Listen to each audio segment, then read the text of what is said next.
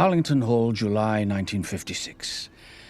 It seems increasingly likely that I really will undertake the expedition that has been preoccupying my imagination now for some days. An expedition which will take me through much of the finest countryside of England to the West Country, and may keep me away from Darlington Hall for as much as 5 or 6 days. The idea for such a journey came about from a most kind suggestion put to me by my American employer, Mr. Faraday himself. One afternoon, almost a fortnight ago, in the library, I was up on the stepladder, dusting the portrait of Viscount Weatherby, when he had entered. On seeing my person, he took the opportunity to inform me that he'd just finalized plans to return to the United States for a period of 5 weeks, between August and September. "You realize I don't expect you to be locked up here in this house all the time I'm away. Why don't you take the car and drive off somewhere for a few days? You look like you could make good use of a break. I'll foot the bill for the gas. You fellas, you're always locked up in these big houses helping out. How do you ever get to see around this beautiful country of yours?" It was not the first time my employer had raised such a question. On this occasion, a reply of sorts did occur to me, a reply to the effect that those of our profession did actually see more of England than most, placed as we were in houses where the greatest ladies and gentlemen of the land gathered. Mr. Faraday continued, "I mean it, Stevens. Take my advice. Get out of the house for a few days." The fact that my attitude to this same suggestion underwent a change over the following days is no doubt substantially attributable to the arrival of Miss Kenton's letter. Her first in almost 7 years. Over the past few months, I have been responsible for a series of small errors in the carrying out of my duties. What had occurred was, once the transactions were over which had taken this house out of the hands of the Darlington family after 2 centuries, Mr. Faraday let it be known that he would not be taking up immediate residence, although he was most keen that the staff be retained. However, once the purchase had been completed, there was little I could do to prevent all but a few leaving for other employment. It was during the course of my first business meeting that Mr. Faraday made his request that I do my best to draw up a plan by which this house might be run on a staff of 4. Finally, I came up with a scheme, but things have not been all they might be at Darlington Hall. I believe the matter to be no more complicated than a staff shortage, and that I did not assess my own limitations and had given myself too much to do. Consequently, receiving the letter from Miss Kenton containing an unmistakable nostalgia for Darlington Hall, and, I'm quite sure of this, distinct hints of her desire to return here, the more I considered it, it became obvious that Miss Kenton was just the factor needed to enable me to complete a fully satisfactory staff plan. Having made such an analysis of the situation, it was not long before I found myself reconsidering Mr. Faraday's kind suggestion, for it occurred to me that the proposed trip could be put to good professional use. That is to say, I could drive to the West Country and call on Miss Kenton in passing, thus exploring the substance of her wish to return to employment here at Darlington Hall. Miss Kenton had gone to live her married life in Cornwall, so it seemed there was little else to do but to raise the matter again with Mr. Faraday. I decided the most prudent moment in the day would be as I served afternoon tea in the drawing-room. However, I did not take sufficient account of the fact that, at that time of the day, what Mr. Faraday enjoys is a conversation of a light-hearted, humorous sort. Knowing this to be his likely mood, it would certainly have been wiser not to have mentioned Miss Kenton at all, but in indicating my reasons for preferring the West Country, I made the error of declaring that a former housekeeper of Darlington Hall was resident in that region.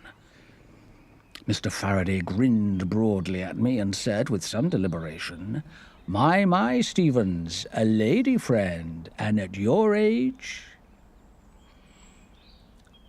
This was a most embarrassing situation, one in which Lord Darlington would never have placed an employee. "I'd never figured you for such a ladies' man, Stevens," he went on. "Keeps the spirit young, I guess.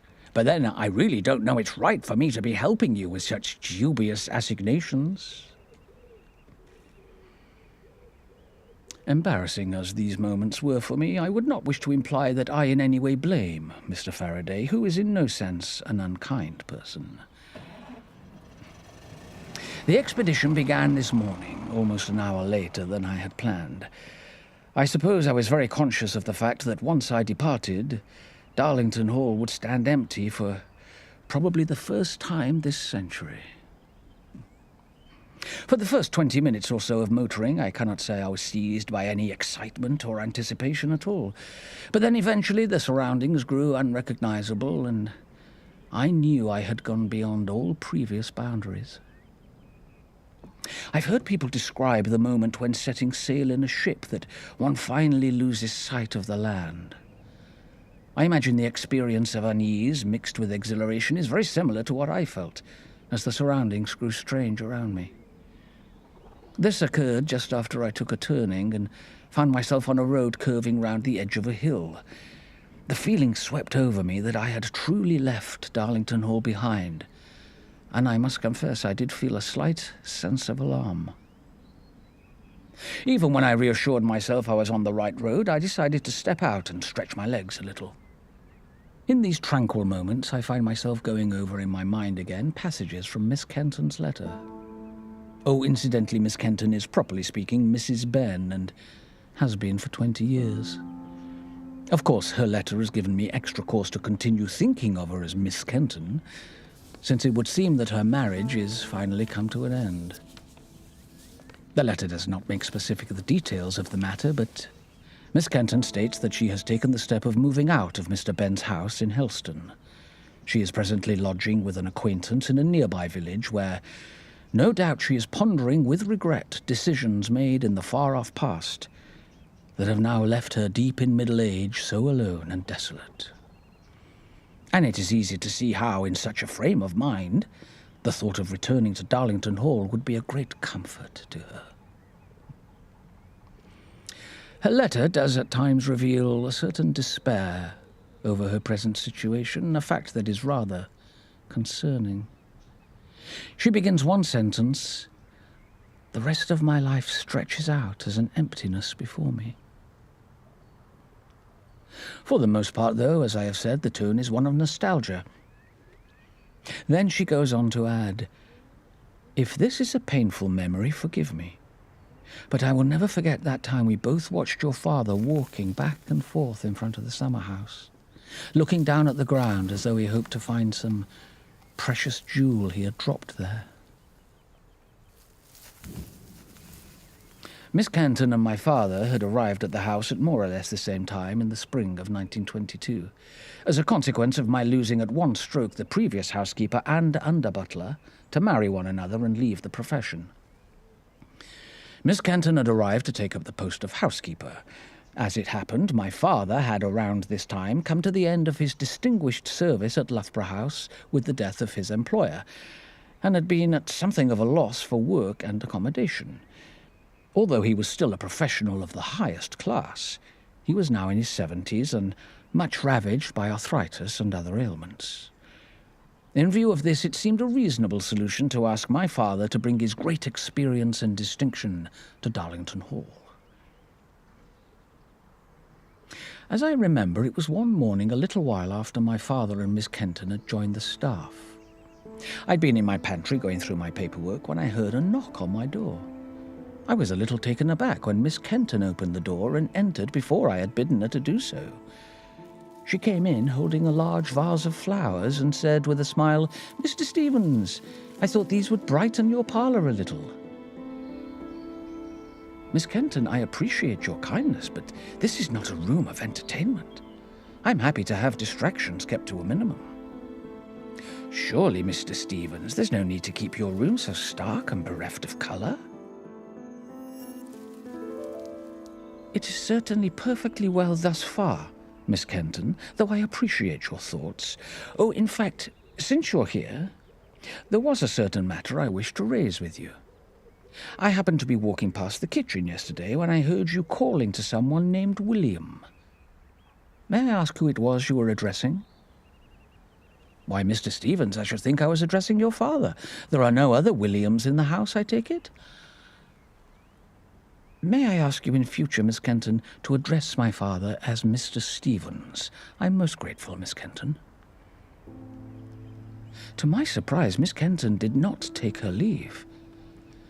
"Excuse me, Mr. Stevens," she said after a moment. "I have in the past been accustomed to addressing underservants by their Christian names and saw no reason to do otherwise in this house." "A most understandable error, Miss Kenton. However, if you will consider the situation for a moment, you may come to see the inappropriateness of someone such as yourself talking down to one such as my father." "You say someone such as myself, but I am, as far as I understand, the housekeeper of this house, while your father is the under-butler." "I am surprised your powers of observation have not already made it clear to you that he is in reality more than that."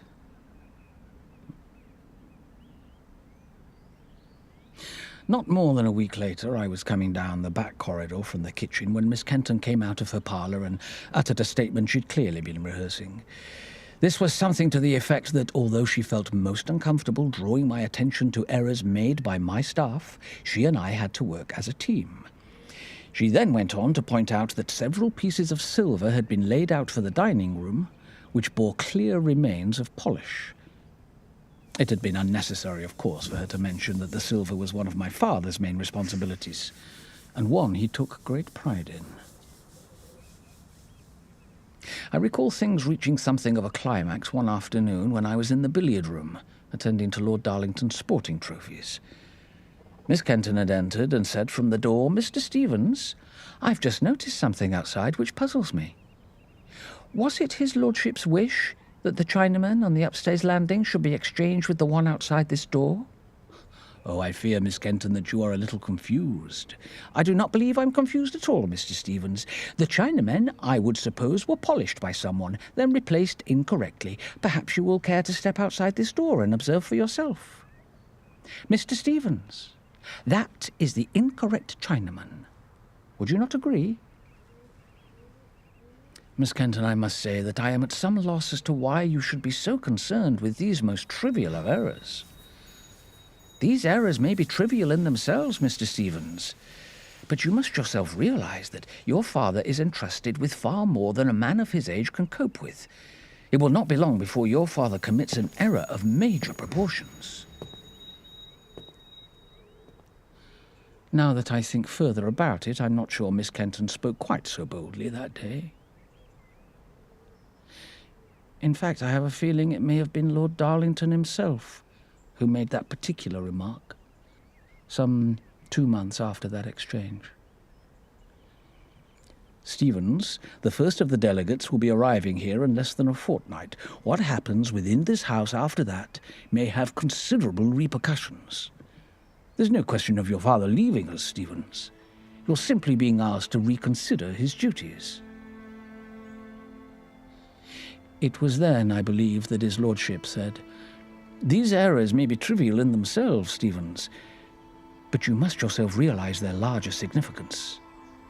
He must not be asked to perform tasks in any area where an error might jeopardize the success of our forthcoming conference."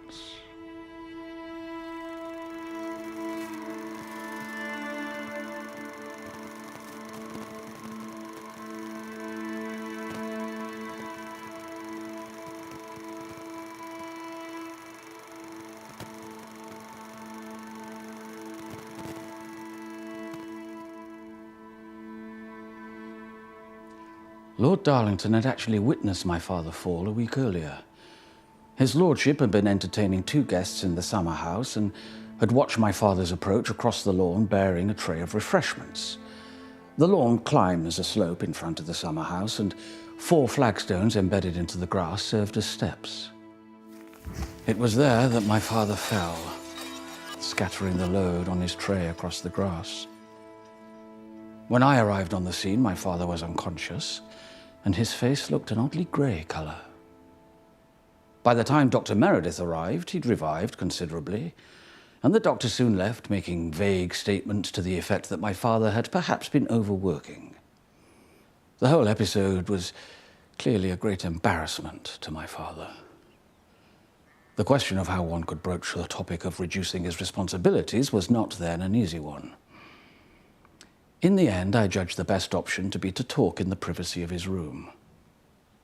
I'd rarely had reason to enter my father's room, and I was newly struck by the smallness and starkness of it. Indeed, I recall my impression at the time was of having stepped into a prison cell. My father had opened his curtains and was sitting in full uniform on the edge of his bed, from where evidently he'd been watching the sky turn to dawn. "Ah," I said, and gave a short laugh. "I might have known father would be up and ready for the day." "I have been up for the past 3 hours," he said, looking me up and down rather coldly. "I've come here to relate something to you, father." "Then relate it, briefly and concisely."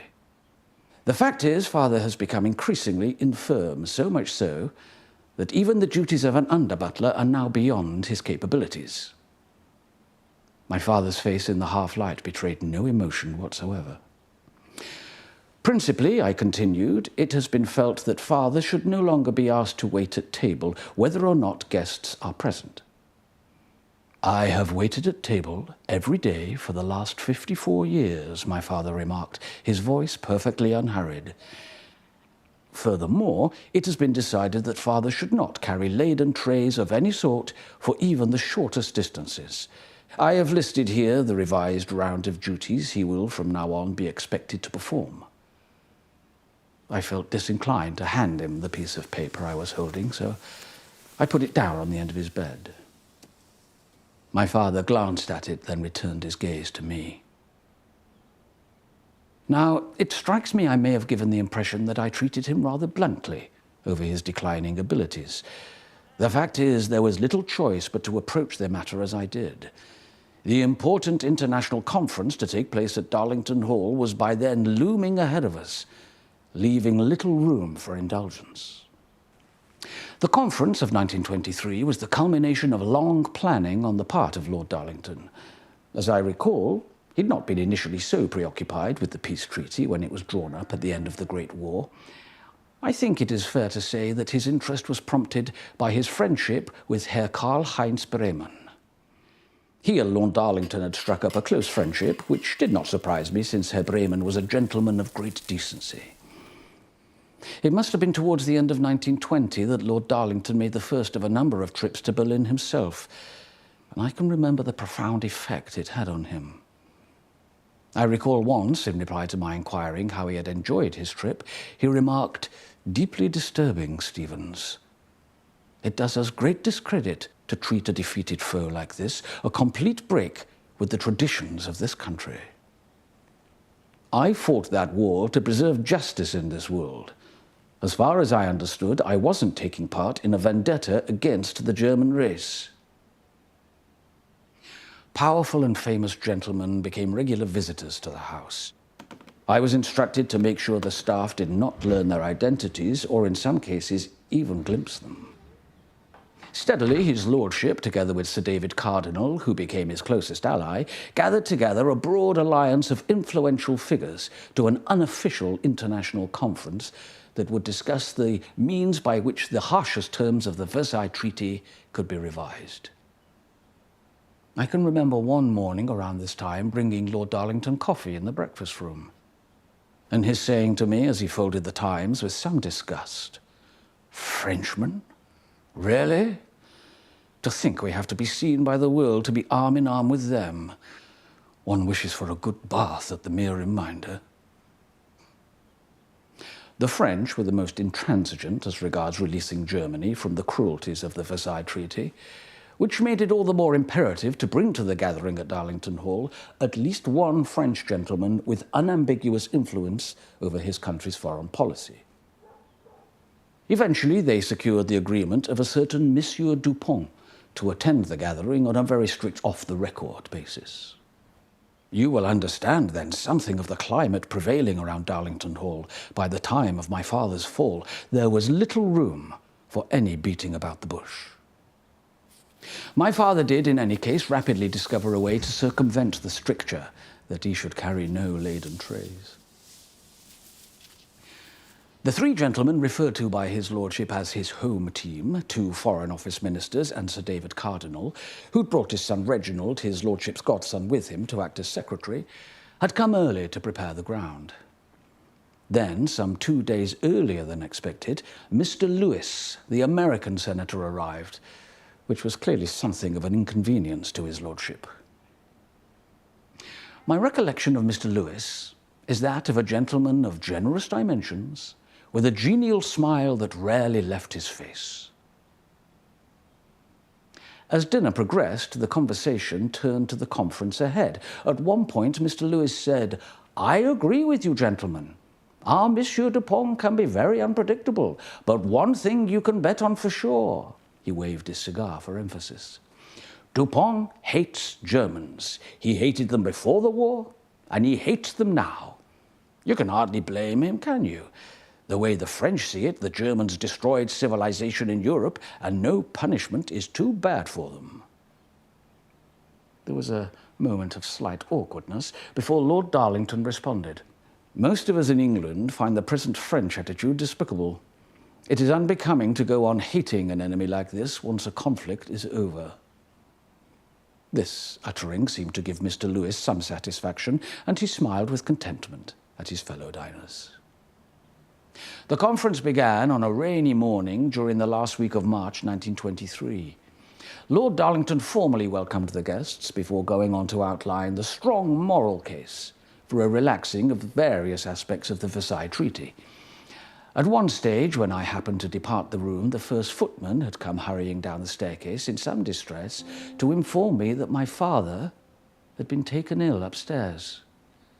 I hurried up to the first floor and, on turning at the landing, was met by a strange sight of my father frozen in a posture that suggested he was taking part in some ceremonial ritual. He dropped down onto one knee and, with head bowed, seemed to be pushing at the trolley before him. His eyes were closed, his face was an ashen color, and there were beads of sweat on his forehead. Once my father had been laid in his bed, I was a little uncertain as to how to proceed, for whilst it seemed undesirable that I leave my father, I did not really have a moment more to spare. As I stood, hesitating in the doorway, Miss Kenton appeared at my side and said, "Mr. Stevens, I have a little more time than you at the moment. I shall, if you wish, attend to your father. I shall show Dr. Meredith up and notify you if he has anything noteworthy to say." I did not have a chance to converse with him until the second evening of his illness. My father was sleeping when I entered. He then opened his eyes, turned his head on the pillow, and looked at me. "I hope father is feeling better now," I said. He went on gazing at me for a moment, then asked, "Everything in hand downstairs?" "Yes, you can rest assured on that. I'm very glad father is feeling better." With some deliberation, he withdrew his arms from under the bedclothes and gazed tiredly at the backs of his hands. Then he said slowly, "I'm proud of you. A good son. I hope I've been a good father to you. I suppose I haven't." My father was still looking at his hands as though he were faintly irritated by them. "I'm afraid we're extremely busy now, but we can talk again in the morning. I'm so glad you're feeling better," I said, and took my leave.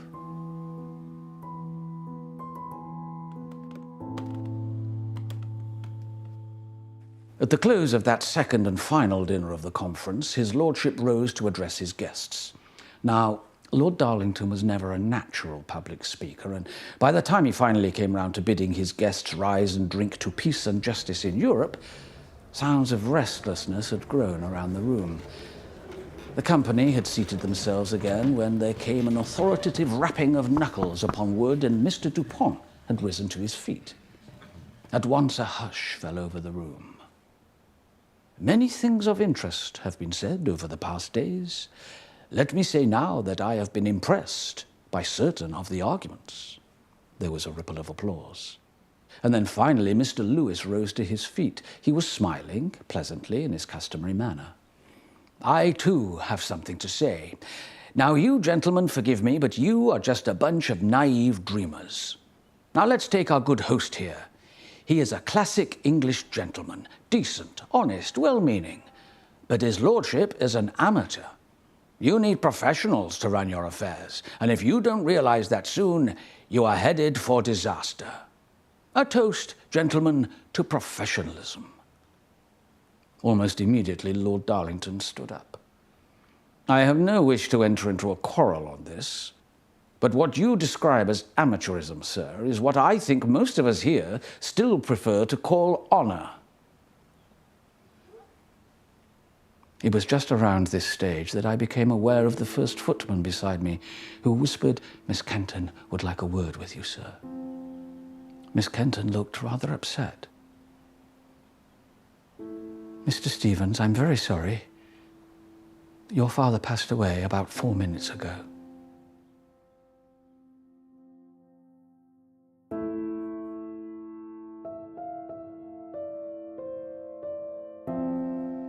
She looked at her hands, then up at my face. "Mr. Stevens, I'm very sorry. I wish there was something I could say. Will you come up and see him?" "I'm very busy just now, Miss Kenton. In a little while, perhaps. Please don't think me unduly improper in not ascending to see my father just at this moment. You see, I know my father would have wished me to carry on just now." I hurried down the stairs and was in time to see the gentleman proceeding into the smoking room.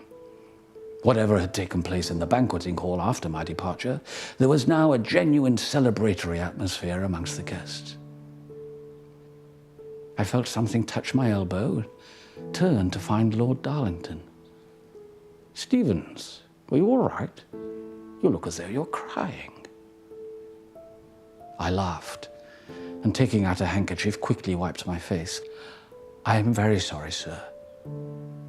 The strains of a hard day."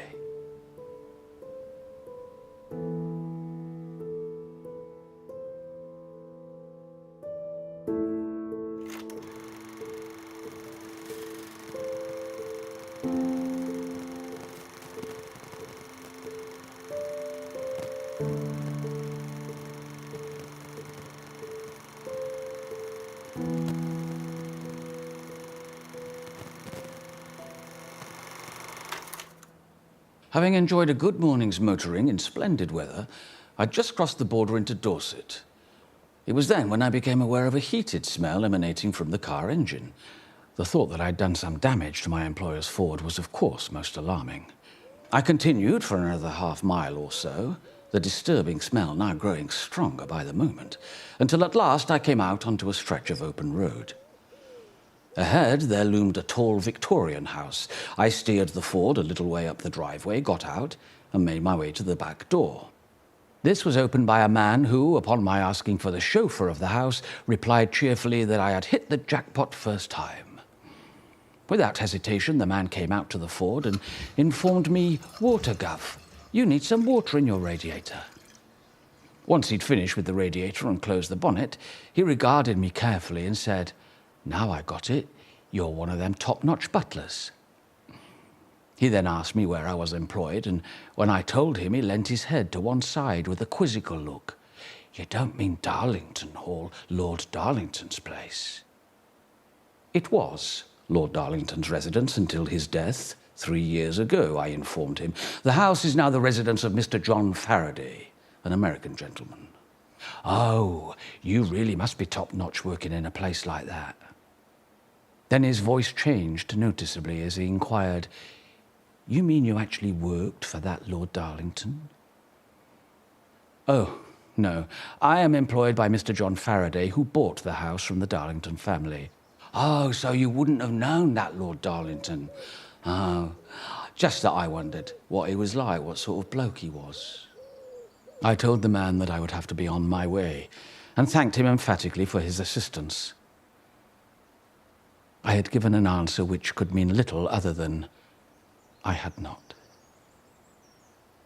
Of course, there are many people these days who have a lot of foolish things to say about Lord Darlington, and it may be that you are under the impression that I am somehow ashamed of my association with his lordship, and it is this that lies behind such conduct. Then let me make it clear that nothing could be further from the truth. I gave 35 years' service to Lord Darlington, and am today nothing but proud and grateful to have been given such a privilege. Ever since the prospect of seeing Miss Kenton again first arose, I have become somewhat lost in old memories. Having reread her letter again last night, I see there is nothing stated specifically in her letter to indicate unambiguously her desire to return to her former position. In fact, one has to accept the distinct possibility that one may have previously, perhaps through wishful thinking of a professional kind, exaggerated what evidence there was regarding a desire on her part. Perhaps one should not be looking back at the past so much. I suppose I have tended to spend much time pondering just why our relationship underwent such a change, for change it certainly did, around 1935 or 1936. It seems possible that that odd incident, the evening Miss Kenton came into my pantry uninvited, may have marked a crucial turning point. That evening I was not, in fact, engaged in professional matters. I had been enjoying a rare hour or so off duty.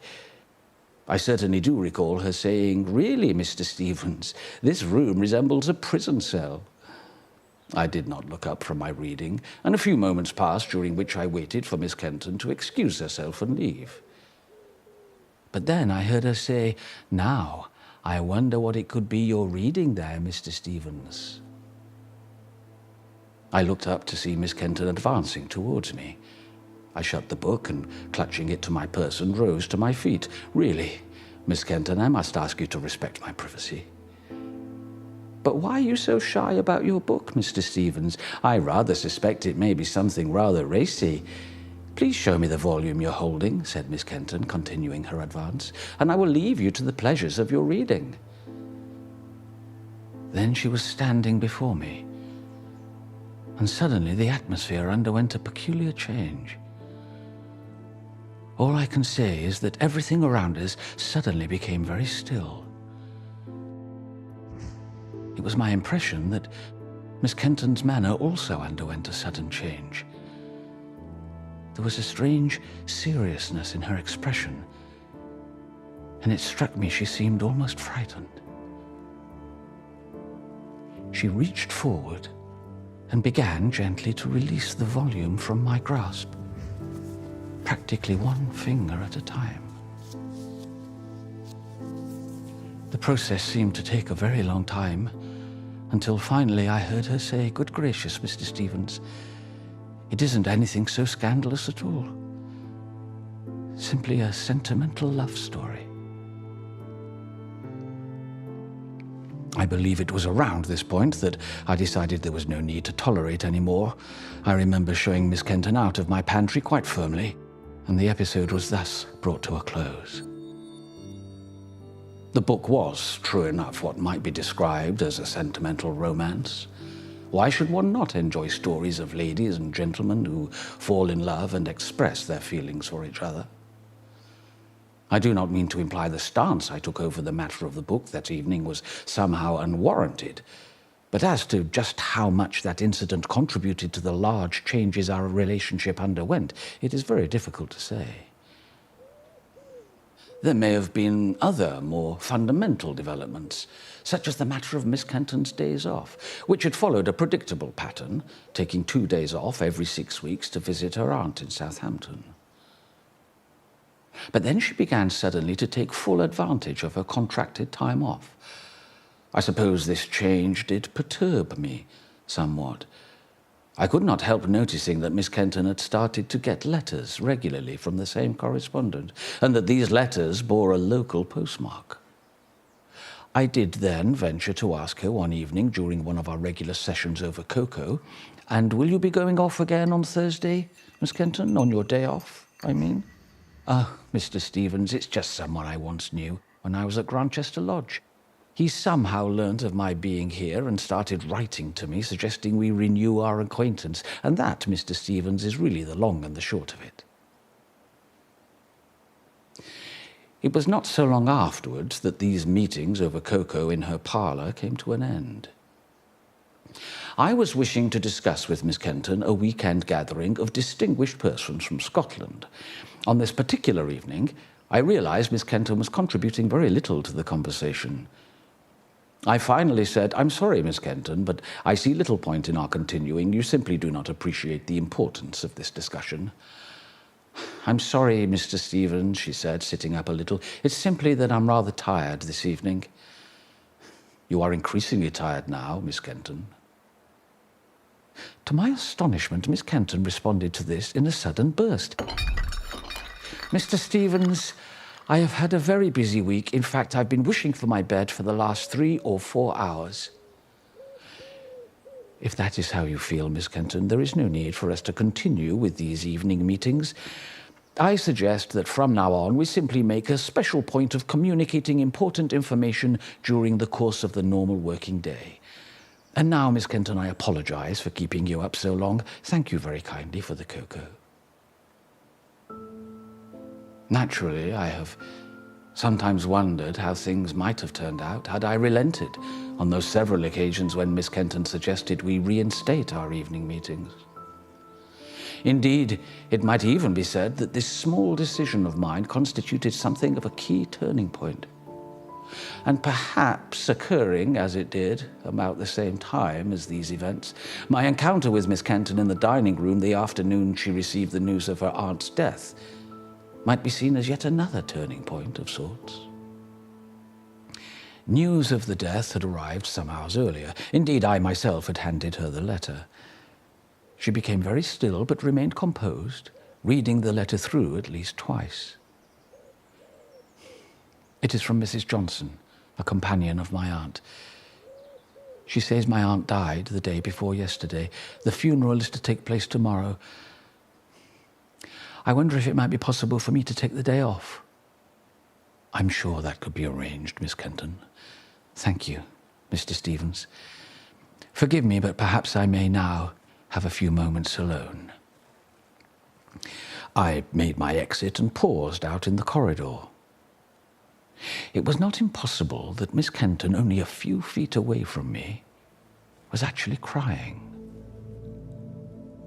The thought provoked a strange feeling to rise within me, causing me to stand there, hovering in the corridor for some moments. But eventually I judged it best to await another opportunity to express my sympathy and went on my way. As it turned out, I did not see her again until the afternoon, when I came across her in the dining room. By this point, I had been preoccupied for some hours with the matter of Miss Kenton's sorrow, and when I heard her footsteps entering the dining room, I put down what I was doing and followed her in. "Ah, Miss Kenton," I said, "and how might you be this afternoon?" "Quite well, thank you, Mr. Stevens." "I had been meaning to ask you if you were experiencing any particular problems with the new recruits." I watched her filling the sideboard. "Miss Kenton, I have noticed 1 or 2 things have fallen in standard just recently. I do feel you might be a little less complacent as regards new arrivals." For a second, Miss Kenton looked confused. Then she turned towards me, and a certain strain was visible on her face. "I beg your pardon, Mr. Stevens. For instance, Miss Kenton, I have noticed the crockery is being replaced on the kitchen shelves in a manner which, while not obviously dangerous, would nevertheless over time result in more breakages than necessary. It is not like you to have overlooked such obvious things." Miss Kenton looked away from me, and again an expression crossed her face as though she were trying to puzzle out something that had quite confused her. She did not look upset so much as very weary. Then she closed the sideboard, said, "Please excuse me, Mr. Stevens," and left the room. Naturally, when one looks back to such instances today, they may indeed take the appearance of being crucial, precious moments in one's life. Of course, at the time, it was as though one had available a never-ending number of days, months, years in which to sort out the vagaries of one's relationship with Miss Kenton. There was surely nothing to indicate at the time that such evidently small incidents would render whole dreams irredeemable.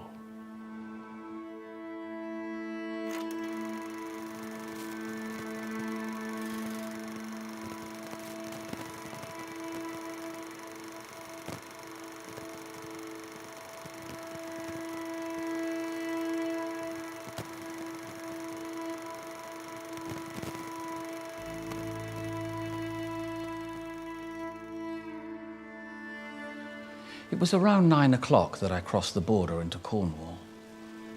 It was while speeding along between large open fields I found myself turning over certain recollections from the past, and now I'm unable to prevent my mind from continuing to wander along these same tracks. One memory has preoccupied me all morning.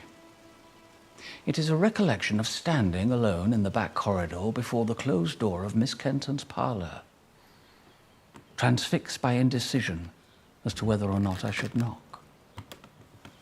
For I had been struck by the conviction that behind that very door, Miss Kenton was in fact crying.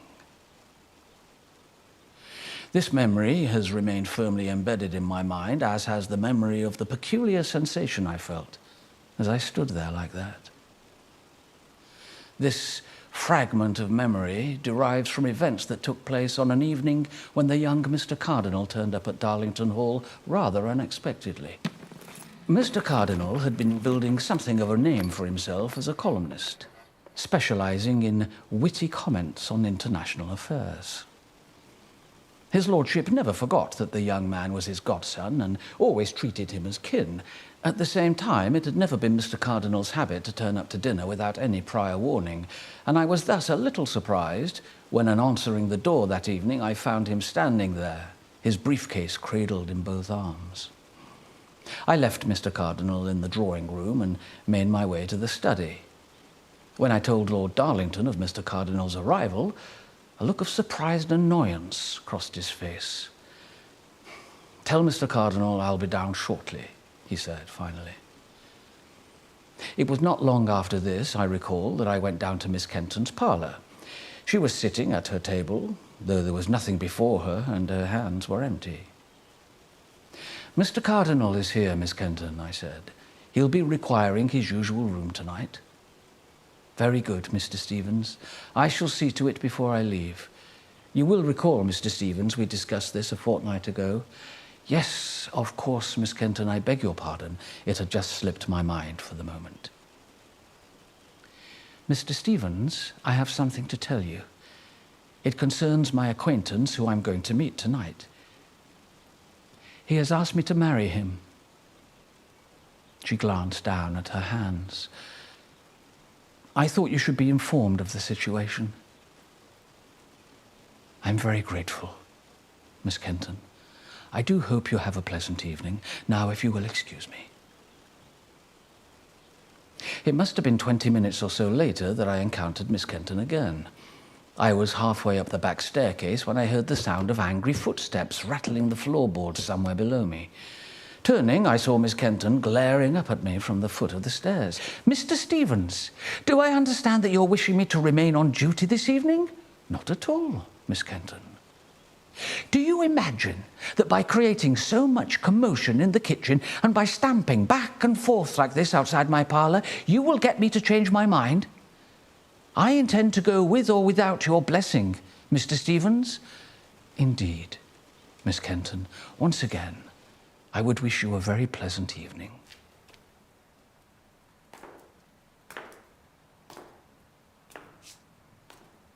At almost precisely 8:30, there came the sound of motor cars pulling up in the courtyard. The next moment, I was showing in two very distinguished gentlemen. 10 minutes later came the sound of another car, and I opened the door to Herr Ribbentrop, the German ambassador, by now no stranger to Darlington Hall. It is, of course, generally accepted today that Herr Ribbentrop was a trickster, that it was Hitler's plan to deceive England concerning his intentions, and that Herr Ribbentrop's sole mission was to orchestrate this deception. It is, however, rather irksome to hear people talking today as though Lord Darlington was alone in believing Herr Ribbentrop an honourable gentleman. The truth is that Herr Ribbentrop was, throughout the 30s, a well-regarded figure, even a glamorous one, and many of the most distinguished ladies and gentlemen were quite enamoured of him. The great hypocrisy of these persons would be instantly obvious were you to see just a few of their guest lists from those days. Anyone who implies that Lord Darlington was liaising covertly with a known enemy is just conveniently forgetting the true climate of those times. The two gentlemen entered the drawing room, and I took up my position out in the hall, and was not obliged to move from it until some 2 hours later, when the back doorbell was rung. "I trust you had a pleasant evening, Miss Kenton. Are you not in the least interested in what took place tonight between my acquaintance and I, Mr. Stevens? I do not mean to be rude, Miss Kenton, but I really must return upstairs. Events of a global significance are taking place in this house at this very moment." "When are they not, Mr. Stevens?" "Very well. If you must be rushing off, I shall just tell you that I accepted my acquaintance's proposal." "Then may I offer you my congratulations?"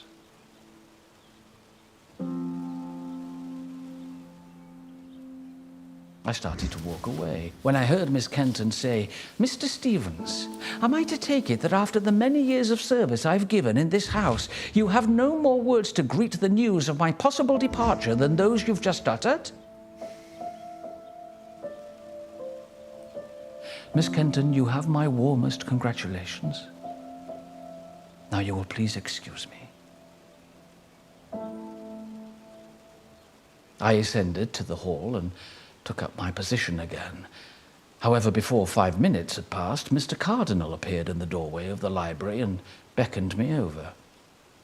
"You know, Stevens," he said, "I always look forward to a little chat with you whenever I come here. Won't you care to join me in a little drink?" "That's very kind of you, sir, but no, thank you, I won't." "I say, Stevens, you all right there? Not feeling unwell, are you?" "A little tired, perhaps, but I'm perfectly fine, thank you, sir." "I do wish you'd sit down, Stevens." I seated myself in an appropriate posture on the armchair Mr. Cardinal was indicating. He heaved a sigh, then he said, "As we've been friends for some time, I really ought to be truthful with you. As you've no doubt guessed, I didn't happen by tonight by accident. I had a tip-off. I don't suppose the Prime Minister is presently in the drawing room. It's all right, you don't have to tell me. I understand you're in a tricky position." He sighed again. "I hardly need to tell you, Stevens, I care deeply for his lordship. He's been like a second father to me. But let's face facts. His lordship is in deep waters. I'm getting very anxious. He's out of his depth. Do you know, Stevens, what is going on here?" "No, I'm afraid not, sir."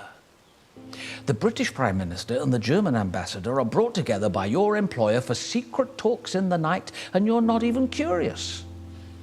Oh, I'll tell you this, Stevens, his lordship is being made a fool of." "I'm sorry, sir, I have failed to notice any such developments."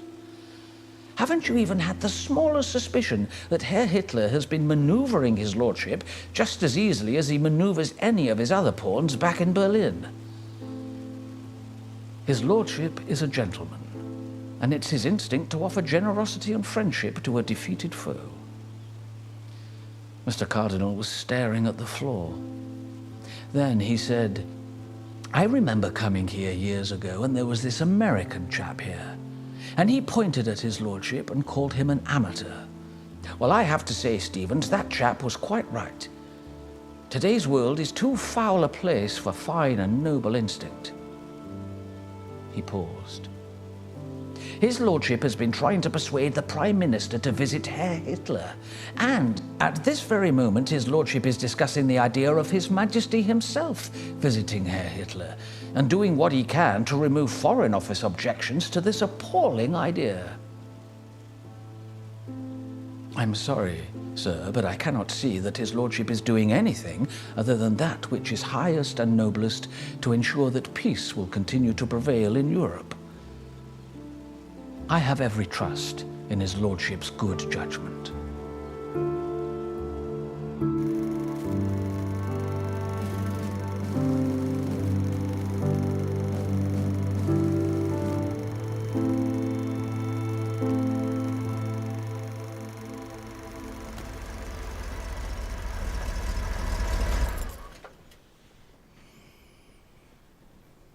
It is now fully 2 days since my meeting with Miss Kenton in the tea lounge of the Rose Garden Hotel, for indeed that was where we met.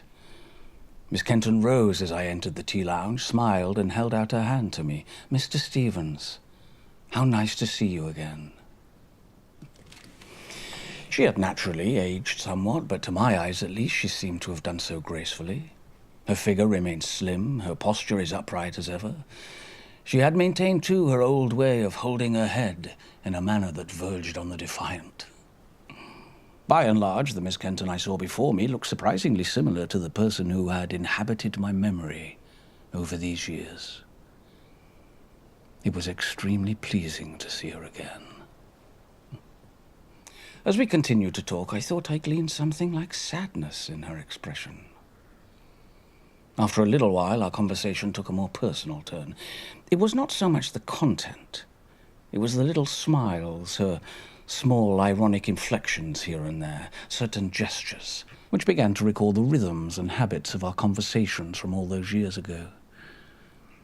It was around this point I learned that, although she had indeed left her home for a period of 4 or 5 days, she had returned, and Mr. Ben had been very pleased to have her back. Miss Kenton went on to talk more generally about her husband and of her daughter, who's now married and expecting a child in the autumn. For my own part, I tried to describe to her as best I could the Darlington Hall of today. Miss Kenton, I thought, became visibly happier when I talked about the house, and soon we were recollecting various old memories, frequently laughing over them. Indeed, one could hardly believe 2 whole hours had elapsed when Miss Kenton looked up at the clock and said she would have to be returning home. On establishing that she would have to walk to a bus stop a little way out of the village, I insisted on running her there in the Ford. Soon we were motoring down the village high street. Miss Kenton, who'd been sitting quietly, turned to me, saying, "What are you smiling to yourself about, Mr. Stevens?" "Oh, you must excuse me, Mrs. Ben, but I was just recalling certain things you wrote in your letter. For instance," I said with a laugh, "at one point you write, 'The rest of my life stretches out like an emptiness before me.'" Oh dear. Well, there are some days when I feel like that, but they pass quickly enough. Let me assure you, Mr. Stevens, my life does not stretch out emptily before me. For one thing, we're looking forward to the grandchild. What about you, Mr. Stevens? What does the future hold for you back at Darlington Hall? Well, I know I'm not awaited by emptiness. No, there's work, and more work. We both laughed at this. Then Miss Kenton pointed out the bus shelter. As we approached it, she said, "Will you wait with me, Mr. Stevens? The bus will only be a few minutes." After we'd been waiting in silence for a few minutes, I finally brought myself to say, "Excuse me, Mrs. Ben, but I wonder if you would perhaps permit me to ask you something of a rather personal order." "Certainly, Mr. Stevens. We are old friends, after all." "Indeed, as you say, we are old friends, but, the fact is, the letters I have had from you over the years have tended to suggest that you were rather unhappy.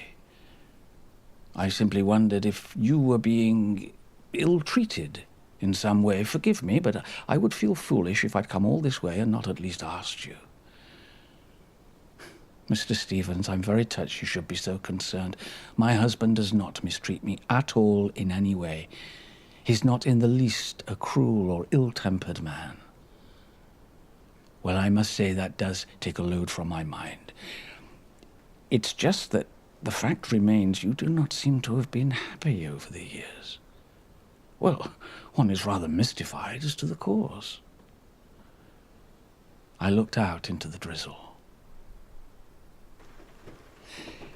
Eventually, I heard Miss Kenton say, "Mr. Stevens, how can I explain? I hardly know myself.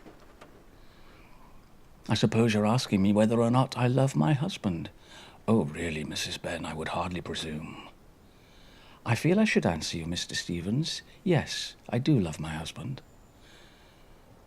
I didn't at first.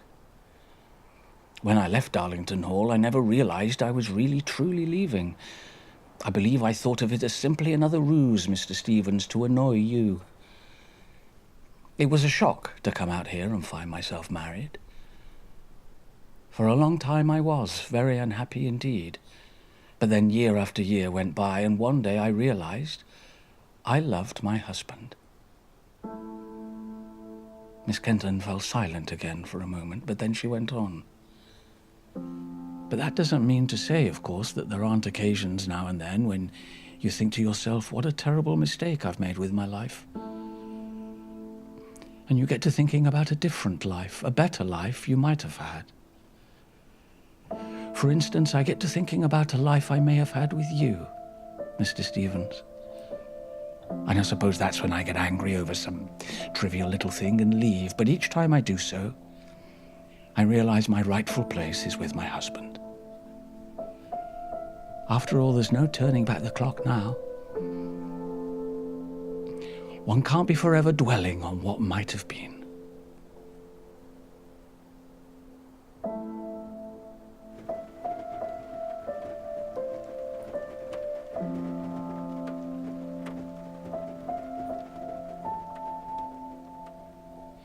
I do not think I responded immediately, for it took me a moment or two to fully digest these words. Moreover, their implications were such as to provoke a certain degree of sorrow within me.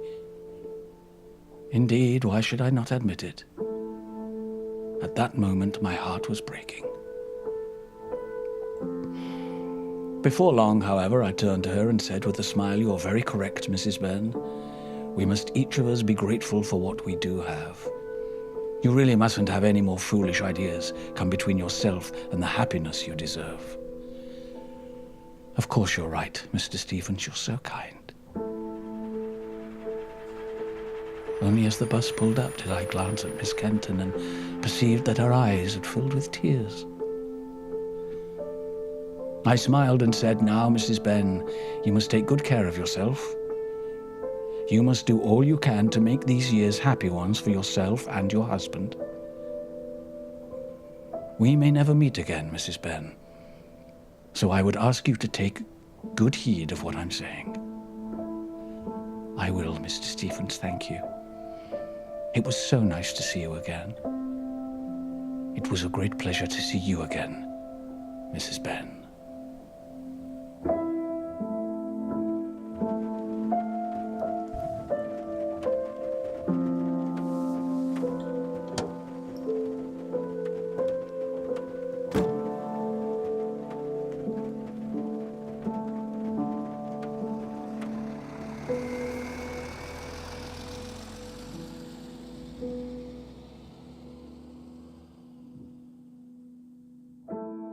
Sitting here now, I'm reflecting on recent events.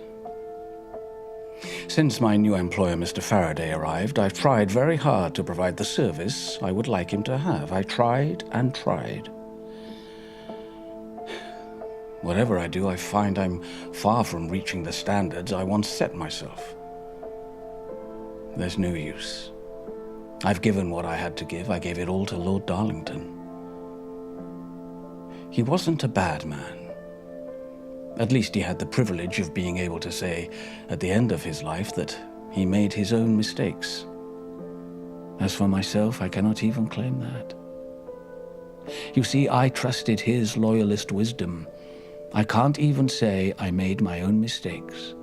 Really, what dignity is there in that? What is the point in worrying about what one could or could not have done to control the course one's life took? Perhaps I should cease looking back so much and try to make the best of what remains of my day.